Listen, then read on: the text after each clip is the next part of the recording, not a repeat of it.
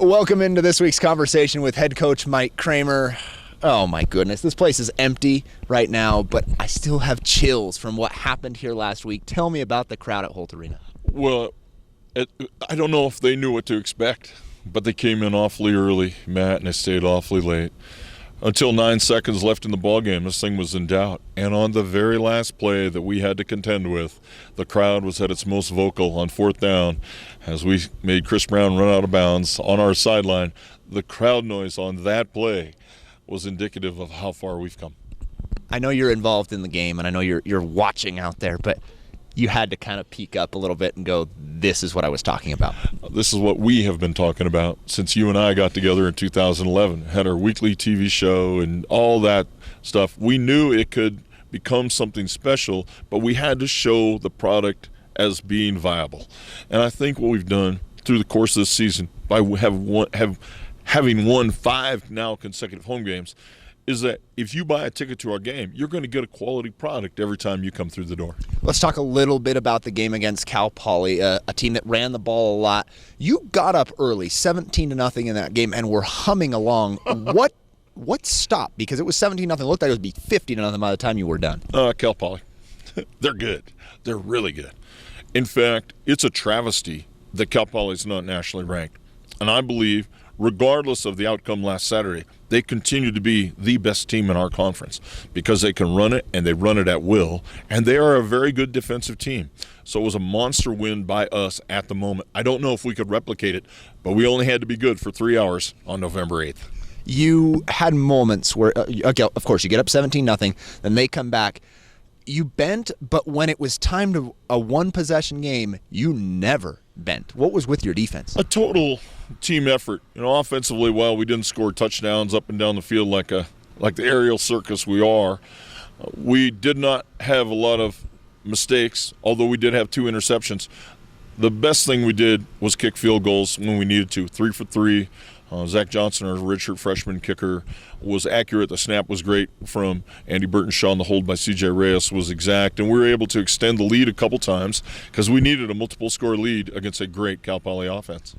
You mentioned Cal Poly being ranked. Now is the question that you knew was going to come. You're not ranked still, and Bengal fans, when it came out this past week, were screaming, how are we not ranked? How are we not ranked? Well, I think the whole Big Sky Conference is being disparaged by the national polls. I think it's a travesty. I mean, it's unfortunate for us, but ultimately we still have the drama to play.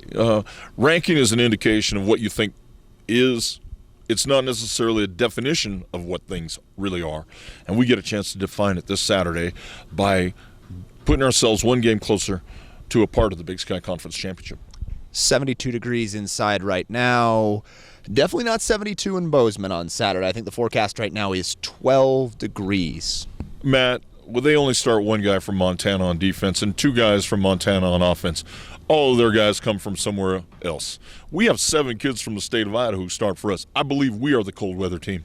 That is an interesting thought. I hadn't thought about that. So you feel like when you go in there, you're practicing all outside this week. Is that the preparation as you move forward to it? Our fans need to understand that at Idaho State University, we have 2 of the finest facilities there is. We have an indoor stadium with tremendous turf that's very soft and very safe for our players.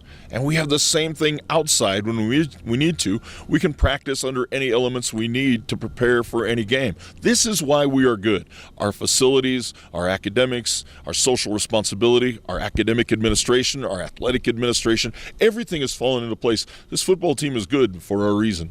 How does the weather, if at all, change how you approach the game on Saturday as far as what you do offensively and defensively? Well, it's almost like the national polls. We can't do anything about it, so we might as well just play the best we can.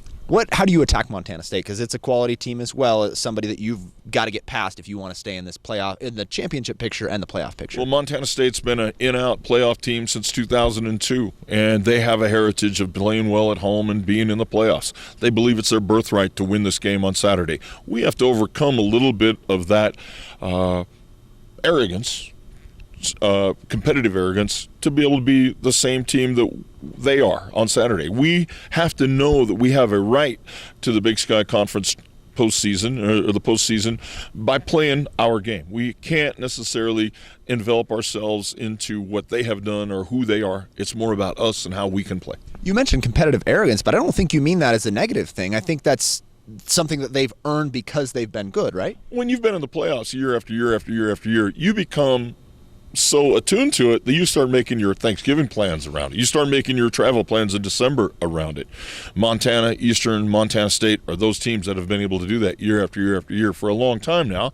And we want to include the Idaho State Bengals as one of those 4 teams that are battling every single year to wreck their Thanksgivings. We've talked about playoffs, and we kind of laughed about it last week, but it is a legit possibility. If you can go out there and win out, you should be in the conversation. Does that talk come up among the team? Playoffs, weather, and rankings. 3 things that we don't control. Let's just get on with Saturday and see how we do in Bozeman, Montana. What excites you about this game? Our defense. Our defense continues to grow. It continues to be the reason we're successful. Particular play of our safeties, Cody Sorensen and Tyson Manu.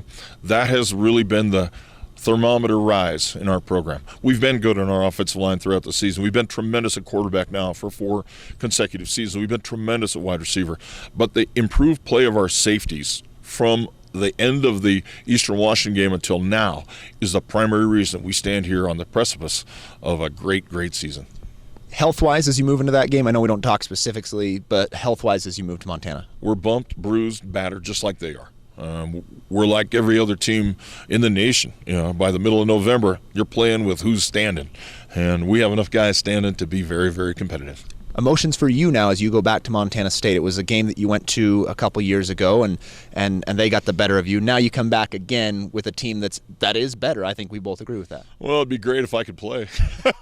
Wait, you're not eligible yet? With a titanium knee, I'm not putting myself back on the field there, Matt, but it's pretty poignant. I have some very guarded emotions about it. It's an open wound that will never heal.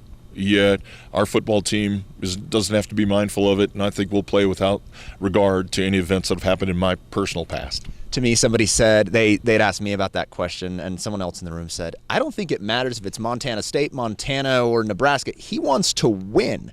Well, we are very good, and I think the one thing about Idaho State now is that we work hard enough academically and socially and athletically to be a competitive team against any team we play against. Now that we've taken care of that road losing streak a couple weeks ago and have developed another win behind that, we don't fear the road. We don't fear the elements. We don't fear an opposing team. We don't fear anybody in the Big Sky Conference. We are our own limiting factor ourselves. And so if we can overcome our own self-imposed limitations, we should put on a great performance at 1:35 Saturday afternoon in Bozeman. He's Mike Kramer. You can watch him and his football team. The Bengals are fantastic. Root Sports is where you'll be able to see it, or you can listen in to Jerry Miller and Mark Liptak, Rock 102 and 930 ESPN Radio. Mike, it's a pleasure as always. Good luck in Bozeman. Thanks, man. On Saturday.